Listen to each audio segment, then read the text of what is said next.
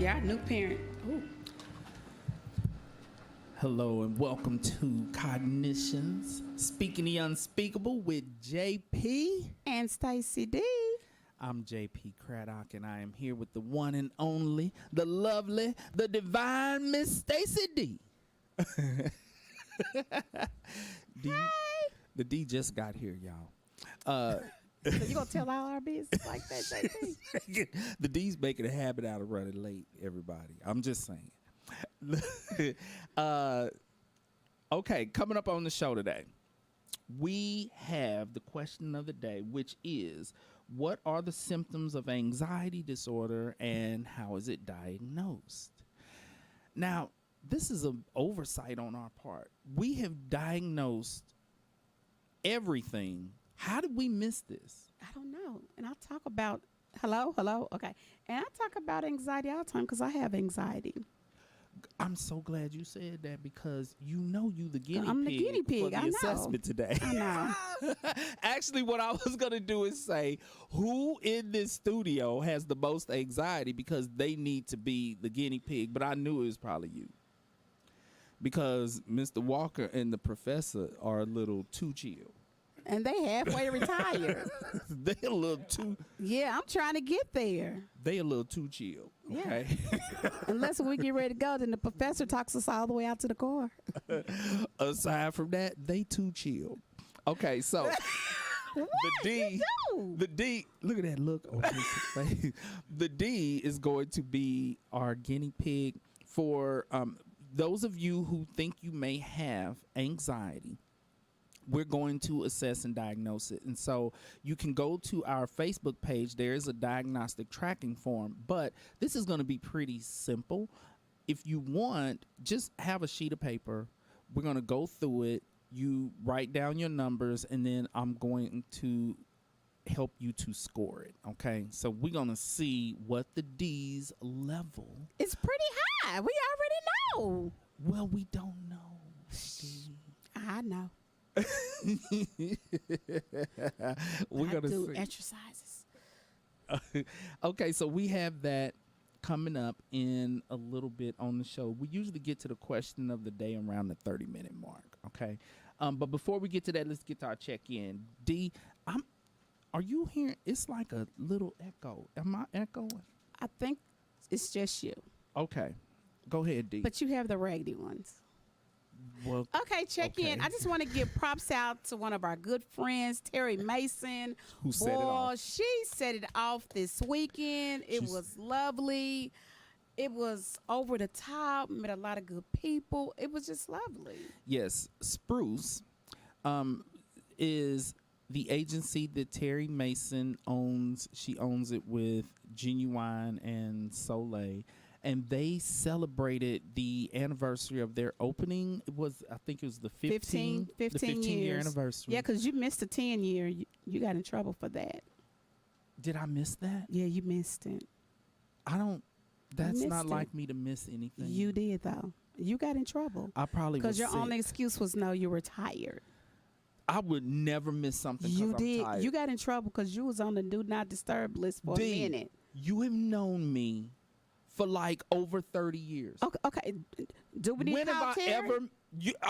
No, we don't need to call her. But that doesn't even sound like me to miss something. Because me and Inga was there.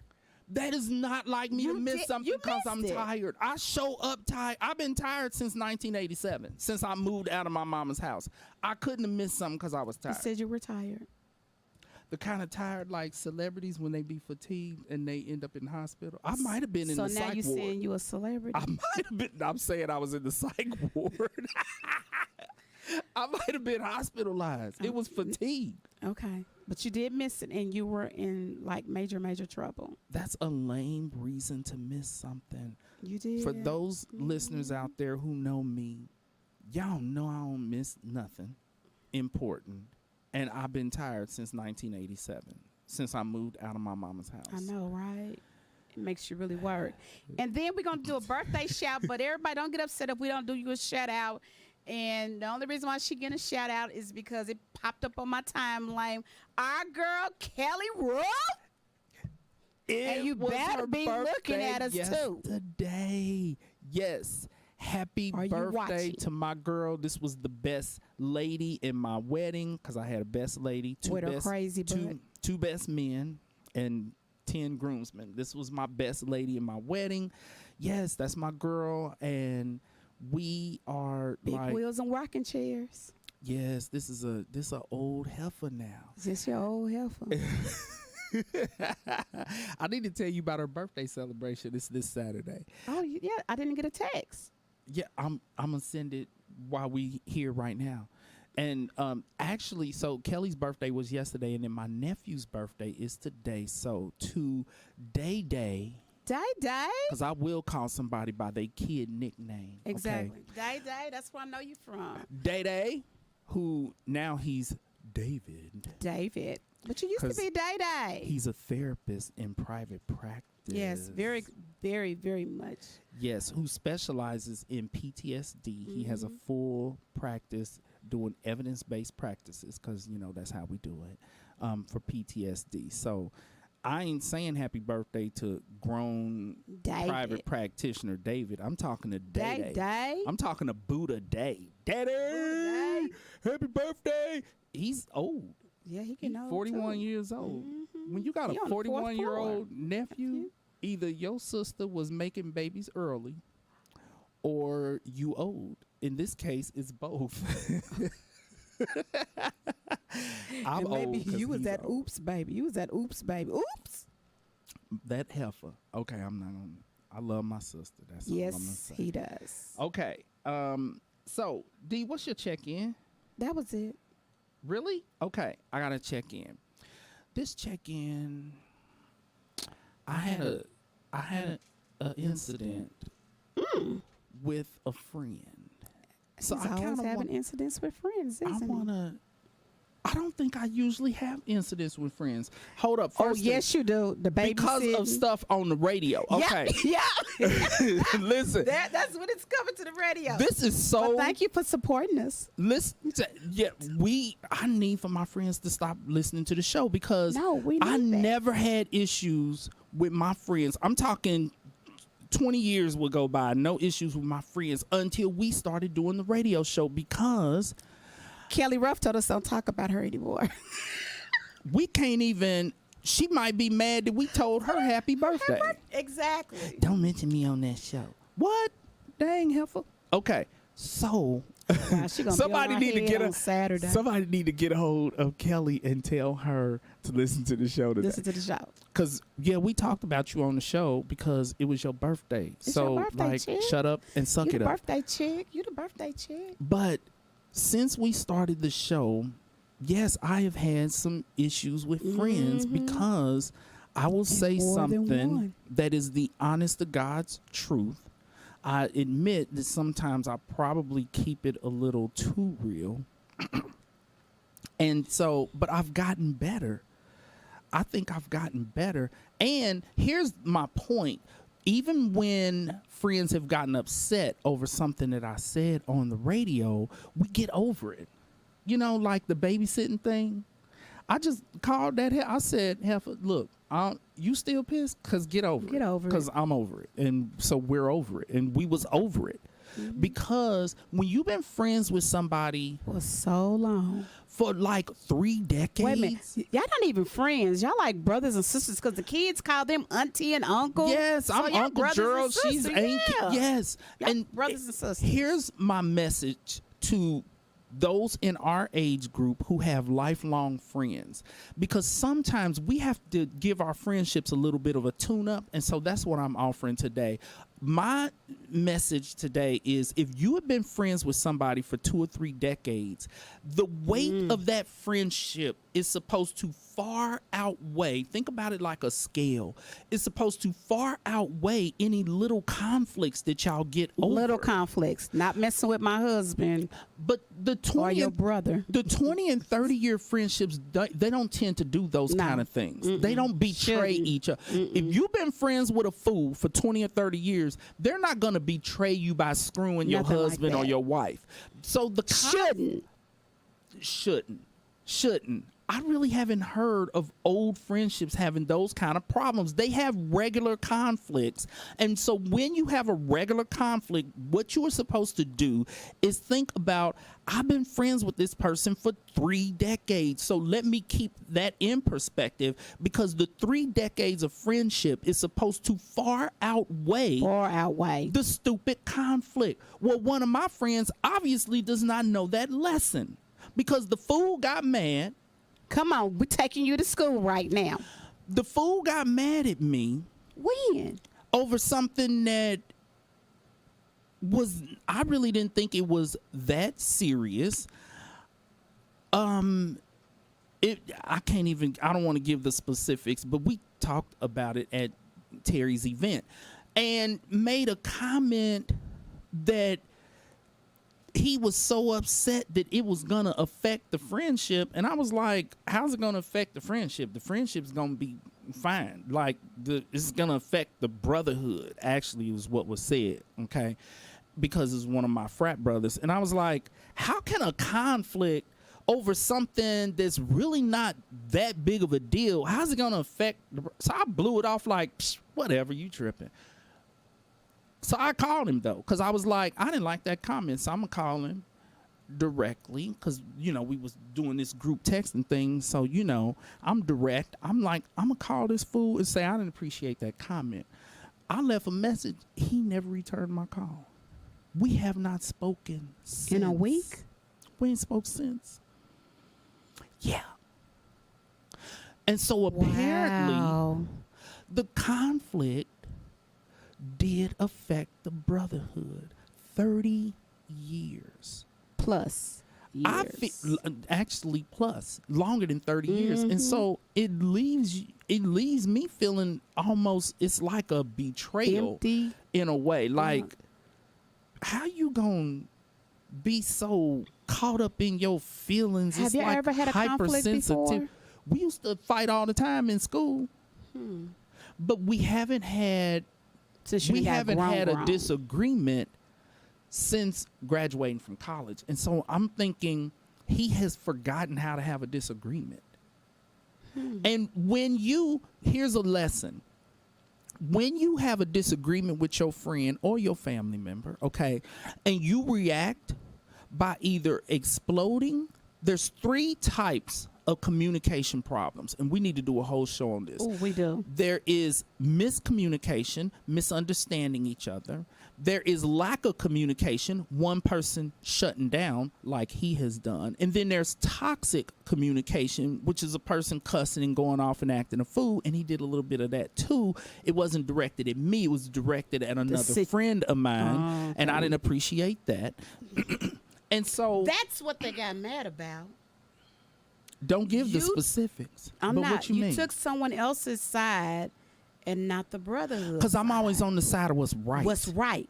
But some people think the sisterhood and the brotherhood outweighs everything I don't play else. that mess. I don't play that mess. Don't either. And my friends know me well enough to know I'm on the side of what's right.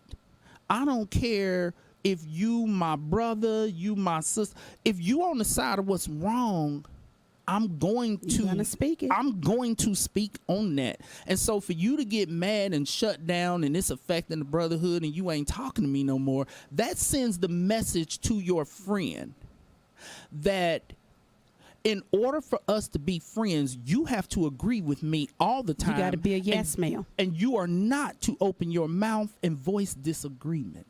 That's not a healthy relationship. How the hell is that friendship? That's not even friendship. So this is a punishment for speaking up on the side of what I felt was right. So that's my point, is for those of you who have lifelong friendships, one, always keep your conflicts in perspective. No conflict that you are having is supposed to outweigh 20, 30 years of friendship. And when you have a conflict and you remember that it's falling under these 3 types of communication problems. Can you say those again for us, JP? Miscommunication, lack of communication, and toxic communication. And you definitely should not be getting toxic, cussing each other out. You've been friends for 20, 30 years. Been friends for so long, exactly. Right. And so when you shut down on a person and decide that you ain't going to talk to them, it's passive aggression, like you punishing somebody for speaking their mind, and that's a problem. So that's my check-in for today. We have discussed this before. This is earlier in our shows. Then why am I having to cover this again? Obviously, he missed that episode. What is the common denominator? What do you mean, D? What? How am I I do not typically have conflicts with my friends. I don't. But You and I have never had a conflict. you got mad at me once. I just was like, D, get over it. What I get mad about? See? You got over it. I know, I'm but not everybody reminding sounded you. got sensitive since I hit the 5th floor. They said I'm You going were through being the, hypersensitive.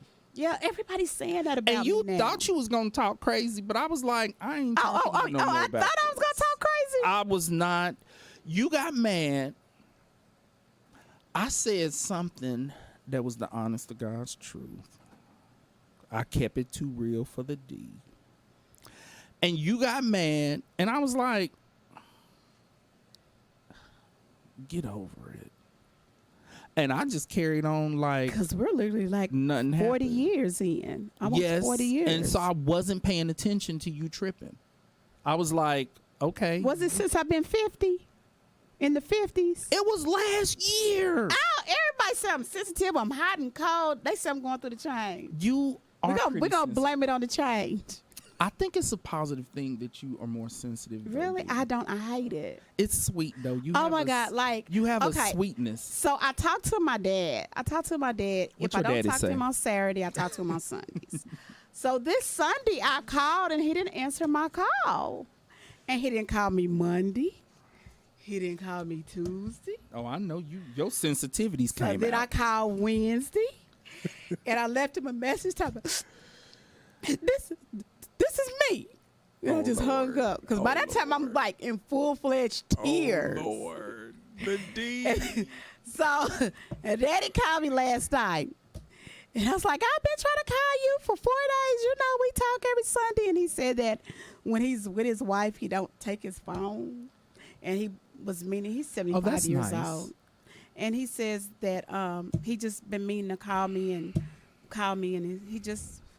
my daddy forgot about me. No, that's not Yeah. what he was saying. Yes, that's what I got out of it. So then I start crying. Oh, So my Lord. daddy's coming in 2 weeks to see me. He had to travel to From calm Mississippi. you down. He said he'd be here in 2 That's weeks. a good idea, though. He said evidently I need my daddy. Yeah, So he'll be here in 2 weeks. that's sweet. Hmm. But do you have become more sensitive? I know, Because and I when hate you got it. upset with me, I was like, why is she upset over that? It's why? I'm trying not to go off on old women. They look like George Jefferson's mama. Okay, let's get to. We're not about to talk about that. Oh my God. Mrs. Jefferson? We see you gonna end up having a problem with a friend No, I'm not. if she's watching the show. Sorry. Mental health and illness in the In the news. news. Yeah, we're gonna move past that quick. Okay, a woman in Oklahoma left her children in a hot car for 40 minutes while she was shopping in seen Walmart. I ain't even gonna say nothing about the whole Nobody Walmart can piece. never, ever run in and run out of the mark. That's true. She was in there for 40 minutes. Okay. It was nearly 100 degrees that day. And her defense to the police, because when she came out to her car, the popo was there. That was her, good. Yes. Her defense to the police was that she had cracked the window. A passerby had to break into the car through her sunroof to rescue her children, who were lethargic but still alive. Thank God.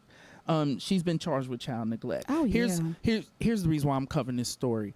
If you walk by a car and there's kids in the car, Or pets. I don't care how expensive that car is, you get those kids out of that car by any means necessary. And then call the popo. Let me tell every idiot parent out there, if I walk past your car, you can be driving, it can be a big old 7 Series BMW. I'm probably going to bust out all your windows to get the kid. You really only need to break one window. But I'm going to be so pissed.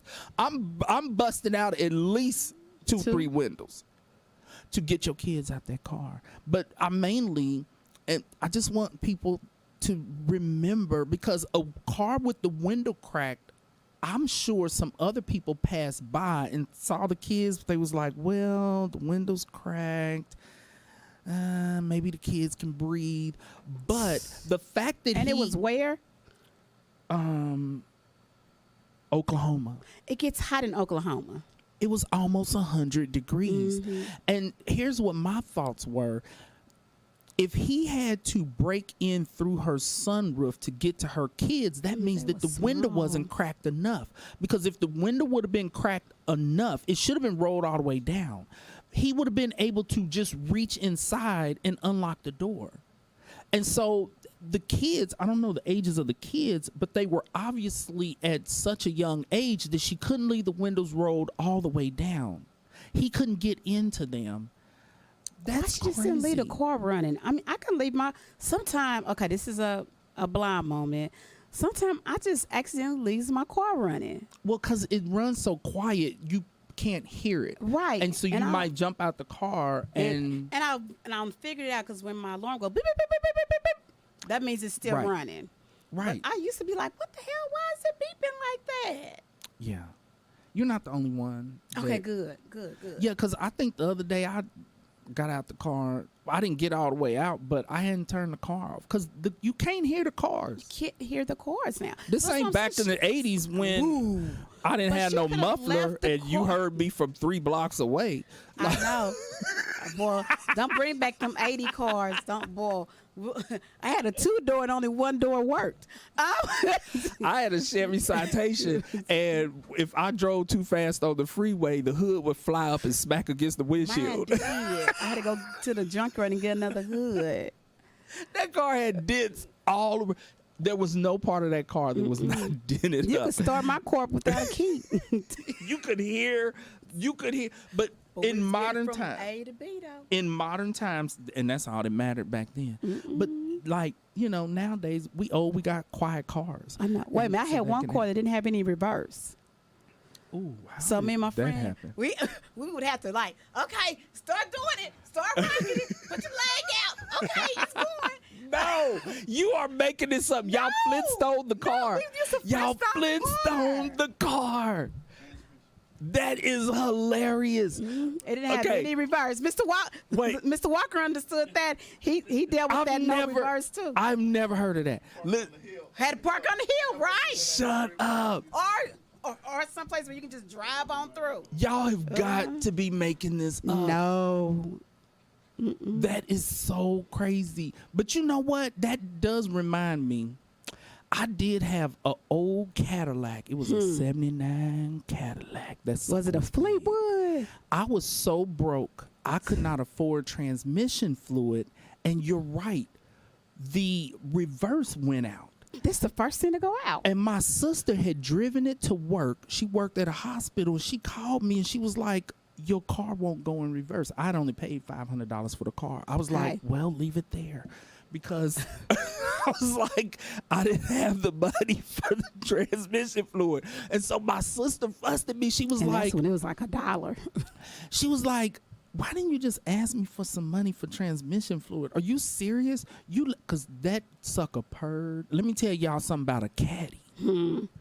Old caddy. I rose caddies. It rolled so smooth and it purred. Oh, that old caddy. It was rusted out. But that old caddy, but let me tell you, we left it there. You just left it there? Well, I mean, it wouldn't go in reverse. I didn't know what to do. Still went frontwards. If I didn't... You should have called me. I would have told you what to do. You just got to rock it. I didn't know what to do. Oh, my God. Okay. So we have time, because it's almost 2:30. We have time for one more mental health and illness story in the news. last week we covered a human interest story that took place at a kid's little league baseball game where this little leaguer, Isaiah Jarvis, if y'all recall, he got hit in the head with a ball by the pitcher, and the pitcher felt so bad. The pitcher was crying. And so when little Isaiah came to, he wasn't unconscious, I'm just kidding. but little Isaiah left first base to go out to the pitcher's mound, and he hugged this kid and told him, "It's okay, I'm okay, you're doing a good job." Just a week ago, we covered that story at a Little League baseball game. This week, I have to cover a murder at a Little League's football game. Oh, I thought you was going to talk about the basketball game, the basketball tournament at Staley. No. When they beat up the referee. No, this is murder. In Lancaster, Texas. I know exactly where that is. Some adults got into it over a game call, okay? And Yaqub Talib, 39 years old, shot a man. You could hear like 5 shots ring out. They were all out there. And this on was the field, a kids game. A kids football game. So what are we teaching our children? Right. We are their first teachers. Why are you packing heat at a little kid's game anyway? What could possibly happen that you need to be packing heat? He didn't like the call from the referee. He didn't like the call. And so he eventually turned himself in, claiming that he needed to tell his side of the story. There's no side. He killed Michael Hickman, a 43-year-old, in front of his children. Trauma with the kids now. 5 shots rang out. The victim leaves behind a wife, 3 children, and 3 grandchildren. That's terrible. That just goes to show the stark contrast from one week to another. Last week we was all warm and fuzzy, feeling all good because the babies were a model example of humanity. Yes. And this week we got to talk about adults acting a fool and killing at a Little League football game. All full. Okay, I'm gonna cover one more, and then we're gonna get to the question of the day. A dog contracted monkeypox. Okay. Ooh. After sleeping in bed with its owners. Ooh. This occurred in France.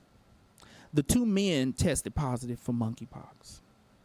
And the dog somehow ended up with the monkeypox. Now, this is why I'm covering this, because the vaccine is available to people based upon their sexual activity.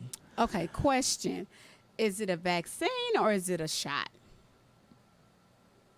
I got this from Headline News. They said vaccine. Okay, because sometimes, COVID is not a vaccination, it's a shot. Because you can still catch COVID. Vaccinations Isn't it still considered a vaccine, though? It shouldn't be, because vaccinations are you don't catch It's a shot. It's in shot form, but it's still a vaccine, D. No. It just isn't totally effective. Exactly. So it's not a vaccine, it's a shot. But I don't think any vaccines are totally effective, are they? Yeah. No vaccine. When we was little and we used to get the mumps, measles, rubella, we didn't catch that stuff. Okay. The polio shot, when they had the polio, we didn't catch none of that. That was obsolete. And the problem now is that so many parents is not letting their children get those vaccinations now. Yeah, that's true. That's let's talk another about show. this monkeypox thing.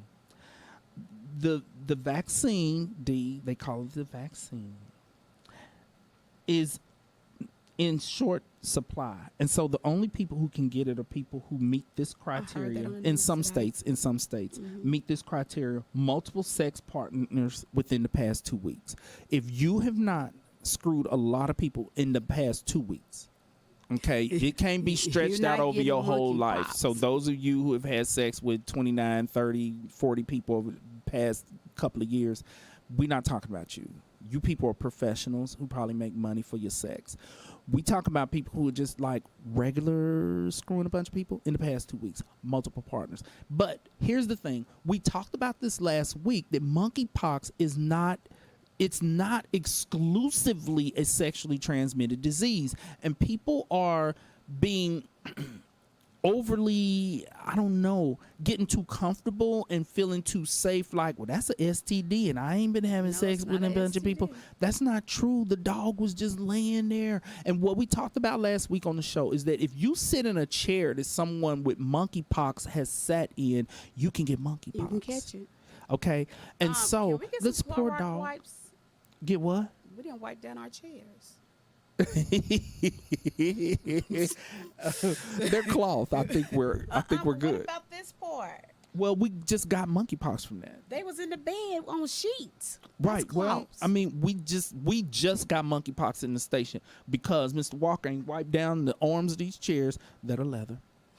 Okay, so if your dog can get monkeypox from just laying on the same sheets, people, please be careful about this monkeypox things. Like it's a situation. All right. Question of the day: what is anxiety disorder and how is it diagnosed? Now, this is what we're gonna do, because we don't play up in here. Okay. I am going to do a brief assessment called the GAD-7. Okay. Say it again, please. The GAD-7. GAD stands for Generalized Anxiety Disorder. And this is an evidence-based assessment. Evidence-based practices are therapies and assessments that have been tested, and proven to be reliable across multiple studies. Okay? So we're going to do this GAD-7 because it's only 7 questions. It's short. It's brief. Okay. Now, so for those of you out there who think that you might have a little bit of anxiety, you've been stressed out, you like, I might have anxiety disorder, just write down your numbers as I go through this, and then we're going to help you score it and then tell you your level of anxiety. For those of you who score high enough, because a lot of therapists just use this to diagnose, I like to be a little more thorough. And so I use this as a pre-screen. And so if a person meets the criteria with this, then I go ahead and do the full assessment. Now, the D is our guinea pig because she thinks she's stressed out. She thinks she has a little bit of anxiety. Okay. Last time she thought she had ADHD, she was absolutely correct. So she's most likely correct because she know her. Okay. I know me. But let's roll through it. And D, are you ready? Let's go. Let's go. And we got the DSM here because Our we don't Bible. play around. We do not play around. We officially diagnose things from the Diagnostic and Statistical Manual of Mental Disorders up in here, okay? This ain't get on Google and see what Junebug and Cletus put on there and then you diagnosing yourself. We don't do it like that, okay? And I told y'all, stop diagnosing yourselves from the internet. Stop it. All right, D, are you ready? I'm the only one to diagnose myself and then tell my doctor. Well, you have a MSW, Yeah, so I can you tell. can diagnose yourself if you want to, okay? All right, question number 1. Feeling nervous, anxious, or on edge? Not at all. Several days. And these questions are over the Tell 'em what past the 0, couple of 1, weeks. 2, Okay. Yeah. And so 0 is not at all.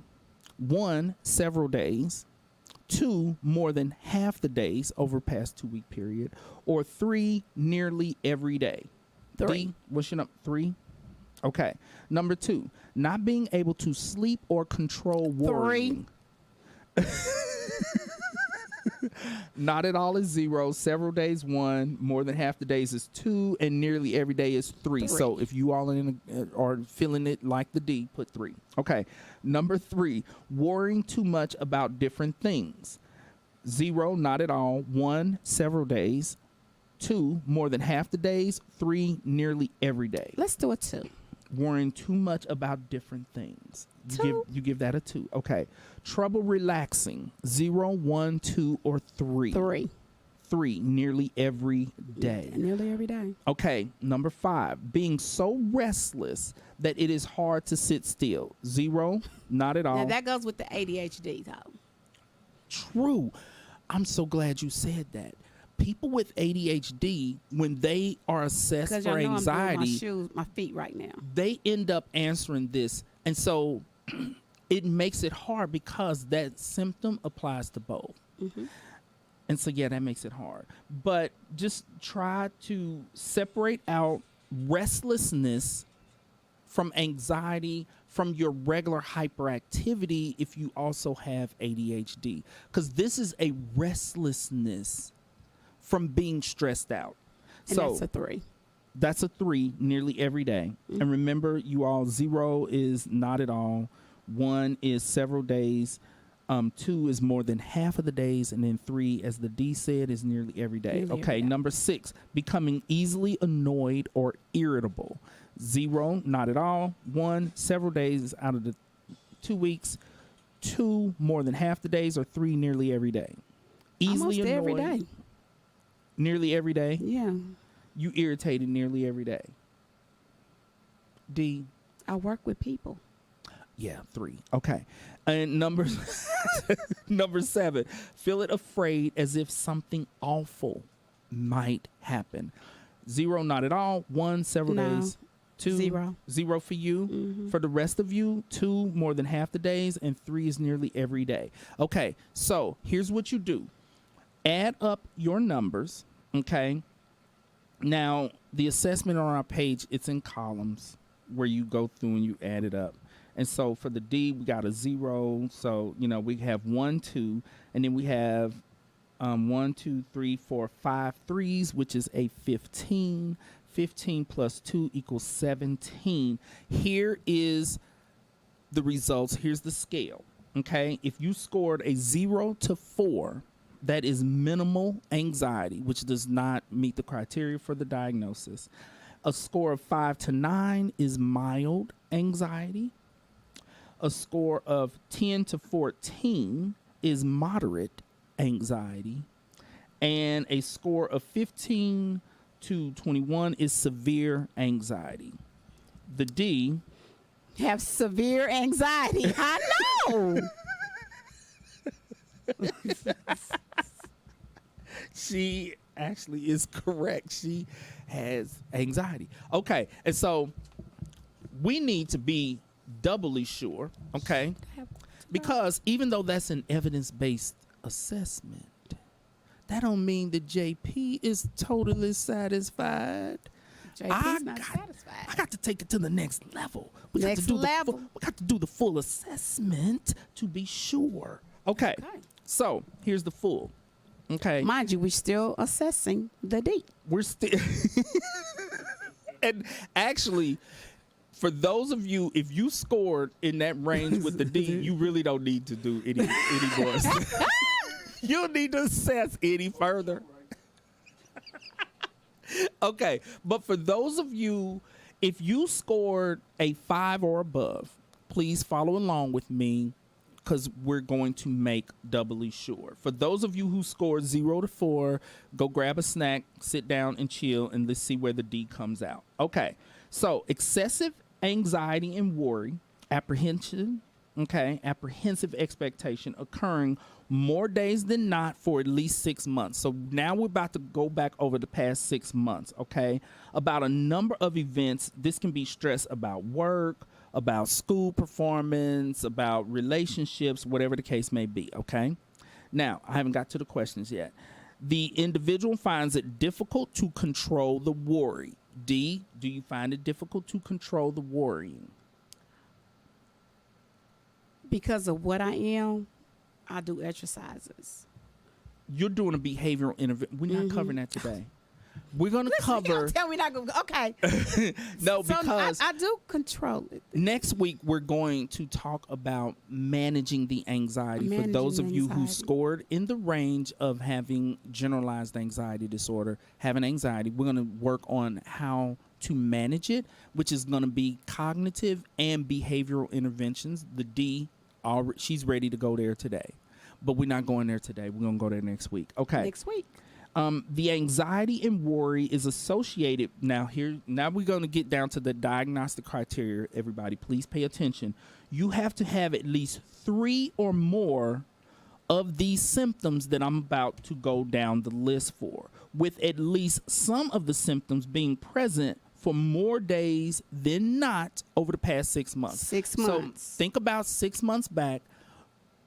Over the course of a week, So you would need to February. experience these symptoms more days than the amount of days that you are chilled 4 out days and a week. relaxed and not. At yes, least at 4 least days a week. Yeah, at least 4 days a week. Okay, so at least 3 of these. We're gonna see how many the D has. Okay, because the D might land just at 1 or 2, and then we're gonna have to be like questioning the evidence-based assessment because it was incorrect. Y'all know that's not gonna happen, but let's see what happens. Okay, D, are you ready? I'm ready. Stay ready. She always says that. Okay. Now, for children, for those of you diagnosing your children, they only have to have 1 of these symptoms. They do not have to have 3 of these 6. Okay. Number 1, restless or feeling keyed up or on edge. The D got that. Okay. Number 2, being easily fatigued. Like you end up feeling tired. But And then you're like, really I really not haven't tired. done that much. Why am I so tired? But you can't go to sleep. Yeah, not sleeping. We ain't got to that part yet. This is just feeling fatigued. You say yes to that one? Okay. Number 3, difficulty concentrating or mind going blank. Now, here's the problem, because the D also has ADHD. And so ADHD, struggling to concentrate, is a primary symptom in That's ADHD. our main thing. But for those of you who also have ADHD, try to separate the two by thinking about having trouble concentrating in relation to your stress and anxiety, where you're just stressed out and keyed up, and you just have so much on your mind. You don't even know where to and start. that's why you're having trouble concentrating. Yes or no on this one, D? Yes. Okay. Uh-oh. Irritability, you already said yes to that on the other one. Every day. I wake up like that. Irritated. D, I'm struggling to believe this one, though. Because you really be sweet, D. But I'm mad. You be irritated. Boy, Okay. you don't know. As soon as I get out the car, I touch the car and leave it in the car, and I come on in. Oh, that's good. See, the D. Self-management. Self-management of the symptom of irritability. That's next week. That's next week. Okay. Number 5, muscle tension. Because you can carry stress. All up in my neck and my Yes, shoulders. in your body. Because for me, it's always in That's the back, where mine is. in the back of my neck, right here. And Nadine My has to give me shoulders, massage. so- I can tell when I'm really, really stressed out. My And neck starts sometimes hurting. It gets right here in my back. Oh, really? Yep, See, for and me, then it my- just stay right here. Yeah, then Make you sometimes I have start problems with crying. Laying on my left side. I asked the doctor, "Do I need a hip replacement?" He told me to get up out of his office. Right, because you always trying to get something done. D, ain't nothing wrong with you. But It's when I stress. Lay on, when I lay on this side, it just hurts so bad. He said, "Well, lay on the other side." That's my kind of doctor. I like a doctor who's not just trying to make money. Yeah, he's not like that. He's like, no, I'm not doing a procedure on you for that. You can carry stress, anxiety in your body. So please remember that. And when we talk about the behavioral interventions next week, this is a very important one. Okay. The last one, D's already beyond 3, by the way. In fact, she said yes to all of these. But here's the last one, number 6. No. You know you have sleep disturbance. Yes. Difficulty falling or staying asleep, or restless, unsatisfying sleep. Yeah, the Z-Quil don't even work. Yes, let me put you down for this Or the one. melatonin no more. That stuff is so potent. It make me sleep for It 3 don't days do anything straight. for me now. Let me explain the sleep disturbance. Let me break it down a little bit better than what the DSM has done. There's 3 types of insomnia. We covered this when we covered depression, but I'm going to cover it again for those of you who missed it or do not remember. One is initial stage insomnia, having trouble falling asleep at night. 2 is middle stage insomnia, waking up in the middle of the night and having trouble going back to sleep. Go back to sleep. And 3 is waking up really, really early in the morning and having trouble going back to sleep. Okay. So, D, you experience trouble falling asleep at night. Well, no. Now that it got different now. I Really? blame it on the I'm going through the change. You be up So, all hours of the night. Yeah, I might go to bed like at 8 p.m. Oh, really? Yeah. All depends wow. all depends on if I'm at home. Then I wake up at 10 p.m. Oh Lord. and then I'm up to 6 a.m. and then I get so sleepy. Wow. But 6 a.m. there's no time for sleep because I have to hit it. You met this criteria. Yeah. And our person- friends, I don't text my friends, I call my friends anymore because everyone don't like me when I start calling and texting things because I don't remember things and everybody else is asleep. Well, you guys should turn off your phones then. It'll never bother me. I know, because you be up right along with I'll me. be sending the text. You and Sasha. I will text you at 3 o'clock in the morning. The only person I And don't what? is Terry, because she will literally wake Cuss you up. out. Yes, And then she can't go back to sleep. Yeah, yeah.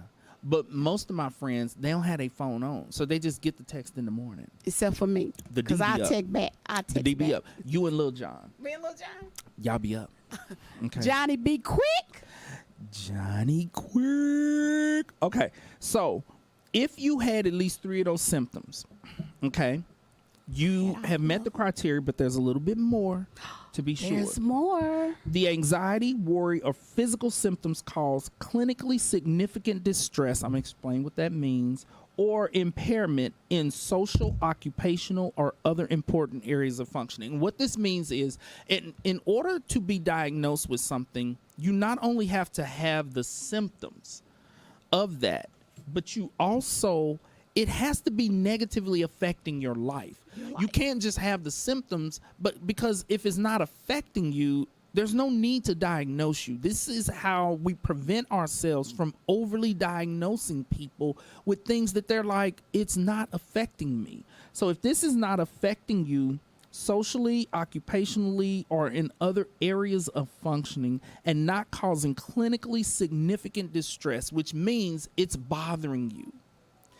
If it's not bothering you at all and you are shocked right now that you met the criteria for this, you wouldn't be diagnosed with it. For those of you who are like, I knew all that. I've been feeling all of that.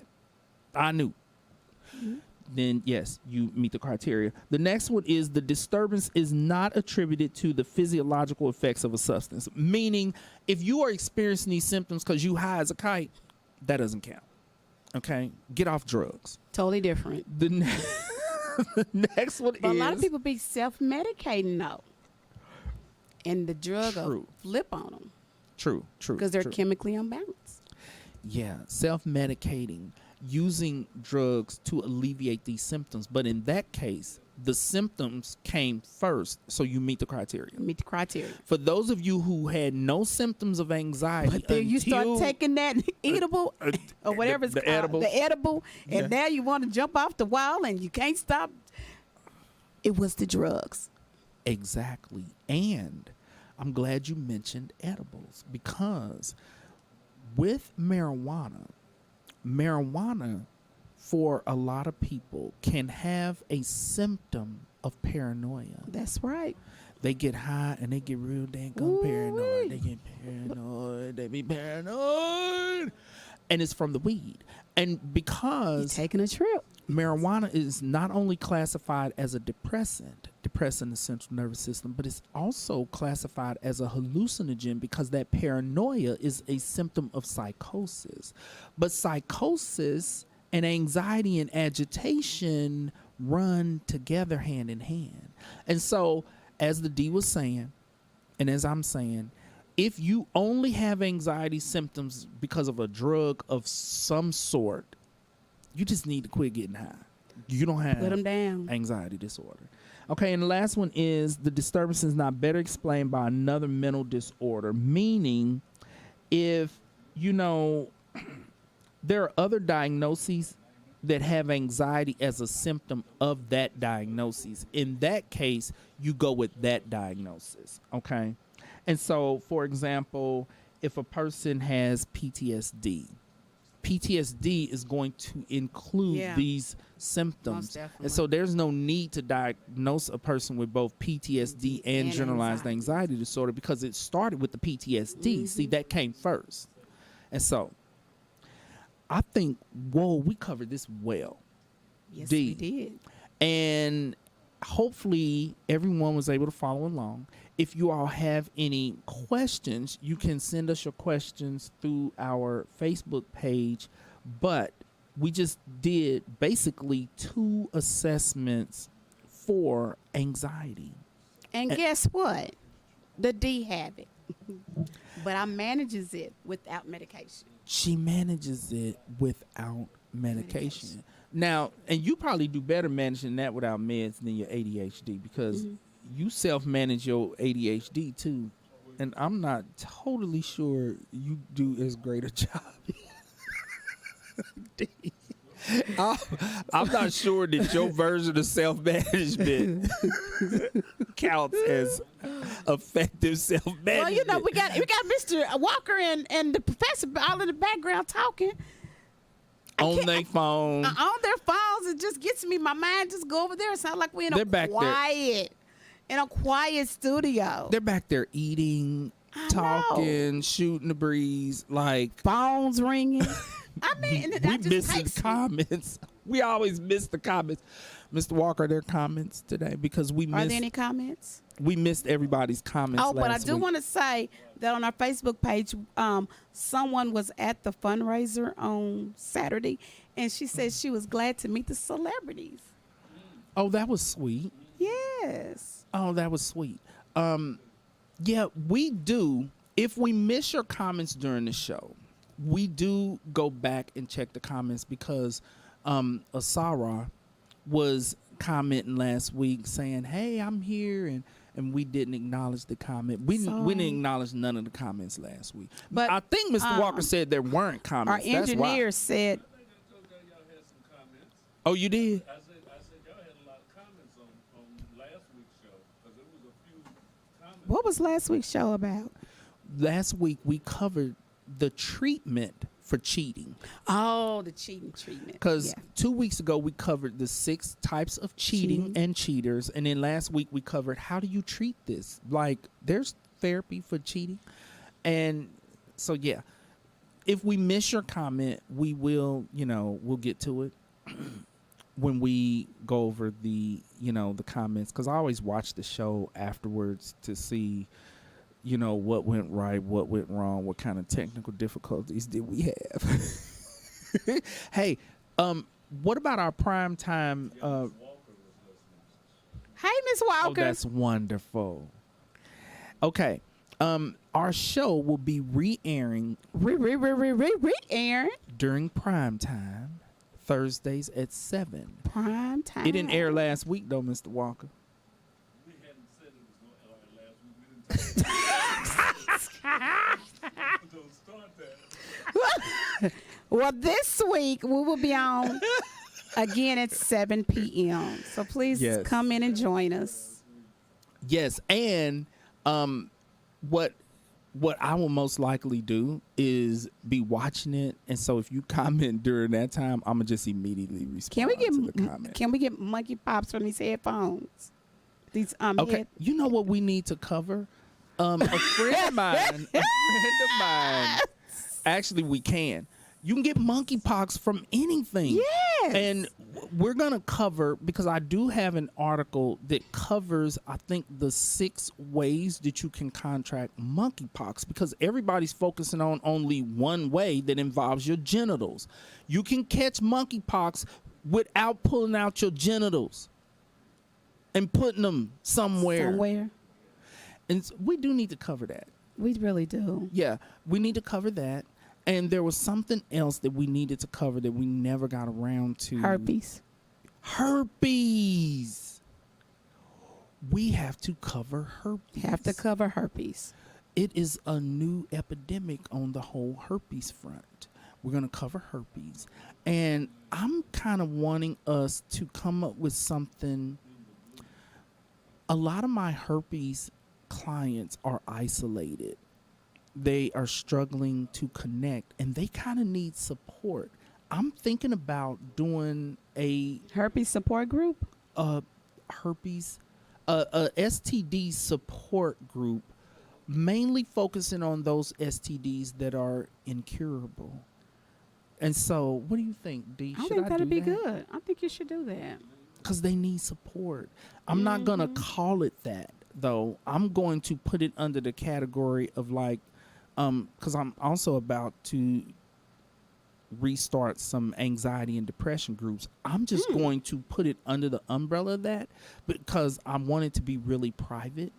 But when people call, I'm gonna let them know this particular anxiety and depression group is actually a specialized group for STDs because they need more support. They do. They really do.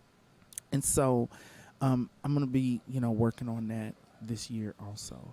That is our show for today. Thank you all for joining us. And remember, worry about nothing. So you don't have anxiety. and pray about everything. Bye-bye now.